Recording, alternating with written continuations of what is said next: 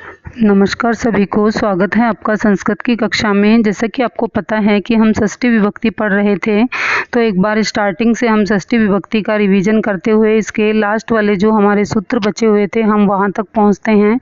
षष्ठी विशेषे अर्थात संबंध में षष्ठी विभक्ति होती है। यतस्य निर्धारणम, जहाँ पे निर्धारण किया जाए अर्थात बहुत में से किसी एक को छाटा जाए तो वहाँ पर षष्ठी विभक्ति का प्रयोग किया जाता है। ऐसे ही अधय, अधय का अर्थ होता है नीचे, अधय का अर्थ होता है नीचे, तो उसमें षष्ठी विभक्ति का प्रयोग किया जाता है।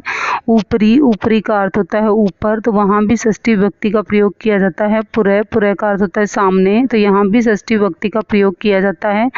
और समीपम, समीप के योग में भी षष्ठी विभक्ति का प्रयोग किया जाता है। मध्य अर्थात बीच में भी षष्ठी विभक्ति का प्रयोग किया जाता है। कृते, के लिए में भी षष्ठी विभक्ति का प्रयोग किया जाता है। अंत मतलब अंदर, षष्ठी विभक्ति का प्रयोग किया जाएगा।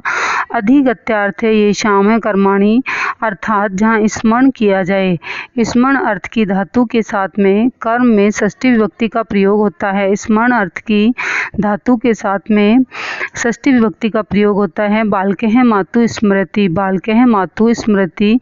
और कृत्रिकरणेशो कृति अर्थात कृदंत शब्द, कृदंत शब्द अर्थात जिसके अंत में कृत प्रत्यय त्रय अच और ध आदि लगते हैं। ध, ए, लुट, लुट का अन, तिन और तिन का ती, नवुल का अक आदि शेष रहते हैं। ऐसे शब्दों में कर्ता और कर्म में षष्ठी विभक्ति होती है। ऐसे शब्दों में कर्ता और कर्म में षष्ठी विभक्ति होती है, जैसे शिशो रुदनम, शिशो रोदनम।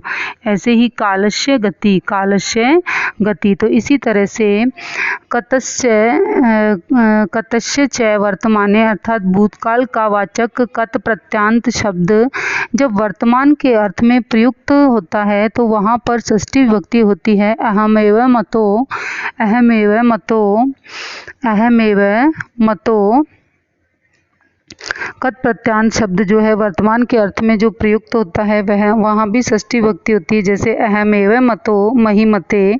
और इसी तरह से जहाँ पर हिंसा, हिंसा अर्थक, जहाँ पर हिंसा अर्थक और अस और नी अर्थात उपसर्ग पूर्वक हन और कृत, नट और पिस धातुओं के कर्म में षष्ठी विभक्ति होती है, जैसे बधिकस्य नटयितु, कृथयितुम वा, अपराधिने निहन्यते, हन्यते प्राणी हन्यतु वा। तो इस तरह से इसमें भी जो हन धातु है, नी धातु है, जस धातु है और कथ धातु है, नट धातु है और पिस धातु है इत्यादि के योग में भी षष्ठी विभक्ति का प्रयोग किया जाता है। ऐसे ही दिवस्था, दिवस्तय, दर्थस्य अर्थात दिव धातु का प्रयोग जुआ खेलने के अर्थ में किया जाता है। दिव धातु का प्रयोग जुआ खेलने के अर्थ में किया जाता है तथा इसके योग में कौन सी विभक्ति होती है? षष्ठी विभक्ति होती है। इसके योग में कौन सी विभक्ति होती है? षष्ठी विभक्ति होती है। जैसे मान लीजिए अपन ने देखा यहाँ पे, जैसे मान लीजिए दिव अत्यार्थ के अर्थात जो दिव धातु है उसमें उसके योग में कौन सी विभक्ति होगी? षष्ठी विभक्ति होगी। जैसे देखिए इसके अंतर्गत क्या आएगा? सतस्य दिव्यते है, सो का जुआ खेलता है। सतस्य अर्थात सो, दिव्यति का मतलब होता है जुआ खेलता है। सो का जुआ खेलता है, सो का जुआ खेलता है ना। इस तरह से सतस्य का अर्थ क्या होता है? सो का जुआ खेलता है अर्थात। और इसमें नेक्स्ट जो हमारा है वह है अव्ययी भाव समास होने पर अंशी तथा अवयवों में षष्ठी विभक्ति होती है, जैसे जलस्य बिंदु, जैसे जलस्य बिंदु और रात्रे पूर्वम इत्यादि के योग में कौन सी विभक्ति हुई?